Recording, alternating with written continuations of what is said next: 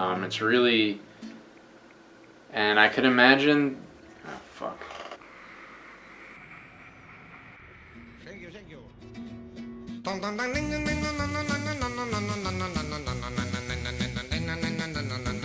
Here's Johnny Baseball. Hi and welcome back. Thought I'd give you guys a different look today. I'll just show you around each area of my apartment until you know the place and can easily identify it and rob me blind. Thanks to everybody who's been watching my videos so far. I appreciate all the views, all the kind words. So last video I said something along the lines of I'd do anything to make my viewers happy, and it seems that a couple people on YouTube took those words literally and requested that I put a shoe on my head. Listen, I'm not some kind of trained monkey who's just gonna jump through hoops whenever you say and do whatever you think I should do. I mean, come on you guys, do you think I have no shame? Do you think that I'm really that desperate that I would do something as ridiculous and demeaning as put a shoe on my head? I refuse to lower myself to those kind of standards in order to get viewers, and I hope that's something that all of you take into account the next time you make crazy demands like that.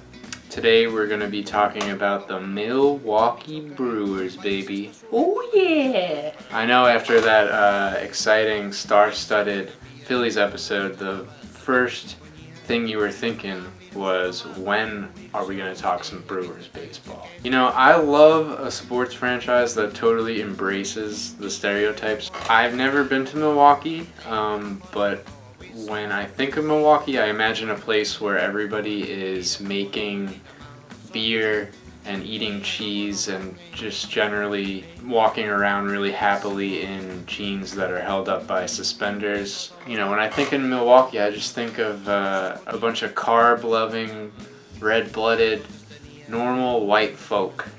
And Milwaukee just said, you know, we're gonna embrace the stereotype. We're gonna call our baseball team the Brewers. Nothing strikes fear into the heart of a rival quite like a bunch of people who make beer. Look at their mascot, for example. It's just some guy. It's just a guy with a crazy mustache. I'm not making this up. His name is Bernie the Brewer. He's just a dude. You know, you got Mr. Met, a giant baseball / human hybrid. You got the Rockies mascot, who's a fucking stegosaurus. Got the Red Sox mascot, who's just some kind of crazy monster. And then you got Bernie the Brewer, just some dude who slides down a slide and makes beer. Why even make a silly mascot version of what is essentially just a regular human? They might as well just make the brewer from the Sam Adams commercials their mascot. You don't need a costume. He looks exactly like Bernie the Brewer. Let's get right down to business. Brewers! Let's talk 3 brewers that I think everyone should be looking to own this year. Alright, I'm going to throw some numbers at you. We're going to play a little bit of trivia. Alright, check out the stat line. 381 average, 47 home runs, 40 stolen bases. Who did it? I know what you're thinking. Was it Barry Bonds? Maybe peak year Alfonso Soriano? Nah. Guys, it was Eric Thames. Is it Timms or Thames? It was Eric Thames. Now, I understand the skepticism here. So Clay Davenport, who has his own statistical methods and website, put together a translation of the numbers he put up in Korea and essentially translated them into MLB stats. And those numbers that I just showed you translate into 27 home runs, 31 stolen bases, and a 318 average. Now, those aren't Korean stats. Those are the Korean stats translated into what Clay Davenport thinks are his MLB stats. Oh, fuck.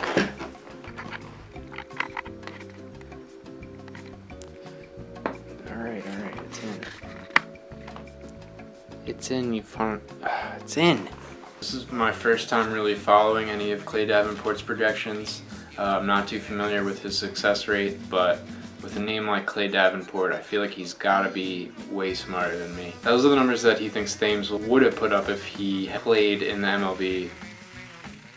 Projection for 2017 is 24 home runs, 16 stolen bases, and a 285 average for this upcoming year. Then you hop over to the Steamer projections, and they're projecting a 272 average with an 865 OPS, which is also excellent. They don't try to figure out how many home runs or steals or anything like that he's going to get, but those are that's a nice line that they think he's going to be able to put up, even with the adjustment from Korea to the US. Obviously, a lot of guys who are wicked smart put this together using algorithms and exponents and PEMDAS. So there's obviously stuff happening behind the scenes that lead them to believe that he's going to be able to put up these numbers. Generally, projection systems are a little bit more conservative. They are aiming to be accurate representations of what they think these players are going to be able to do in the upcoming season. They obviously want to be right, so they're always going to play it safe. So with that in mind, the fact that they're projecting him for such above average and borderline elite numbers is very encouraging. I remember when Cespedes came over, people were saying like, oh, he strikes out too much, he's just gonna be empty power kind of player with horrible plate discipline. He's a star. I remember when Tanaka came over, they said, oh, he's gonna be fine, he's more of a Hiroki Kuroda type, he's probably gonna be more of a 2 or 3 in the big leagues. He's a star. And then in terms of a Korean player who made the jump, nobody really knew what to make of Jung Ho Kang. They thought, oh, maybe he'll be a bench player, maybe he can be like a utility type. Pirates end up getting him for a song and dance, and he ends up, when he's not molesting women and driving drunk over highway barriers, he's succeeding at the big league level. I'm not falling for it anymore. I'm putting my foot down, and I'm buying in on Eric Thames. I think a lot of people are gonna fall into the same train of thought that they were in when Tanaka and Cespedes and all these other guys came over and bid low on him in drafts or draft him late, and I think he could return some very nice numbers. As for a projection, I'll be a little conservative, but I think he could probably hit 255. I think he could probably give you 20 home runs, give or take, and the Brewers are pretty aggressive on the base path, so I'll say 15 to 20 steals, which is a nice package, especially if he's able to translate his plate discipline that he had in Korea over to the US. So next up is a bit of a post-hype sleeper, I guess. Orlando Arcia, the younger brother of Oswaldo Arcia and the older brother of Orangutan Arcia, who's a young stud rising through the ranks as we speak. So I love when a really young guy comes up and struggles a bit and brings that draft price down, because it creates an opportunity for you to get a steal in the draft, and if you're in a keeper or dynasty league, for you to get a guy with a lot of potential at a really low price. So prior to 2016, Arcia was a top 10 prospect according to MLB and Baseball America. He showed some elite contact and strikeout rates in the minors. I think an important thing to keep in mind is he was 21 throughout most of the last season, which is pretty young for a prospect, being his first full-time taste of the majors. He had 8 stolen bases last year without a caught stealing, which is a nice sign. He's not a guy that was projected to ever have huge power.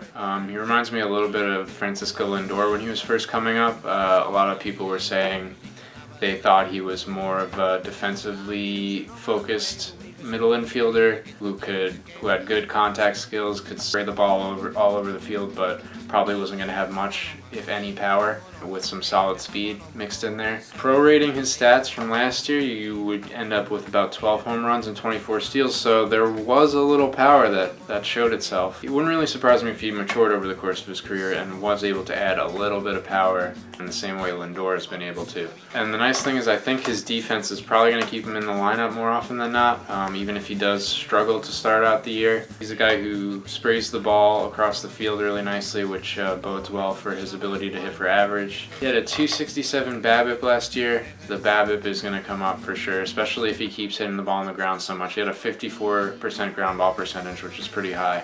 I think he can make the most of his speed and probably get that average up this year, especially with the way that he's able to hit the ball to all fields. I do think he probably needs to change his swing a little bit, generate a couple more line drives. Top 10 prospects, I'll usually give him the benefit of the doubt that they're going to be able to make an adjustment. I could imagine him hitting probably 265. I could see him running into 10 home runs and maybe 25-30 steals. Like I said, the Brewers are a team that likes to run, so I could see those stolen base totals being pretty high. Alright, which brings me to my final Brewer of the day. Keon Broxton. Keon Braxton? More like Keon Socks at a ton, am I right? No, but seriously, this dude creamed the ball last year. He's on a decent amount of sleeper lists this year, and for good reason. Last year he had a 43.3% hard contact percentage. Oh my god! 43.3% hard contact percentage, and an identical 43.3% medium contact percentage, and a minuscule 13.3% soft contact percentage. Those are all elite numbers. To give you an idea, among players with at least 240 plate appearances, he was 8th in the league in hard contact percentage. That puts him ahead of Stanton, who was 10th, Trout, who was 12th, and Miggy, who was 13th. That is elite company. I'd also put him behind Alejandro De Aza, but let's just ignore that because I'm trying to make a point here. And keep in mind, those numbers were over the course of 244 plate appearances, so we're not just talking about a 50 at-bat sample here where anything can happen. 244 plate appearances is almost half a season's worth of at-bats. The fact that he's putting up these numbers is pretty insane. That helped him put up 9 home runs, which would put him on a 22 home run pace over a full year. And he chipped in 23 stolen bases, which would put him on a 56 stolen base pace. About 60% of his contact was either to center or to the opposite field, so I like the fact that he isn't super pull happy. That gives me a little bit of hope for his average coming up. Now, that said, there are some major red flags here. He had a 36% strikeout percentage, which is bad. You're not going to be able to do much when you're striking out 1 out of 3 times you step to the plate. So he's going to have to address that strikeout percentage to really take it to that next level. This only hit .210 against righties, which is something he's definitely going to have to work on. But that said, he's still only 26 years old.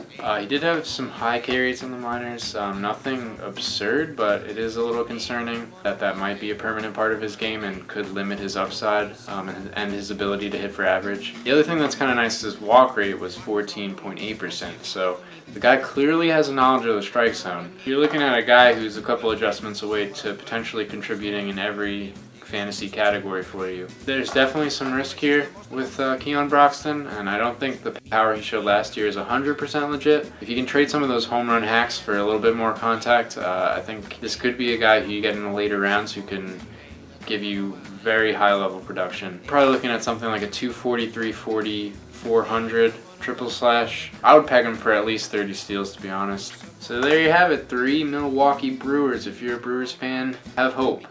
Have hope.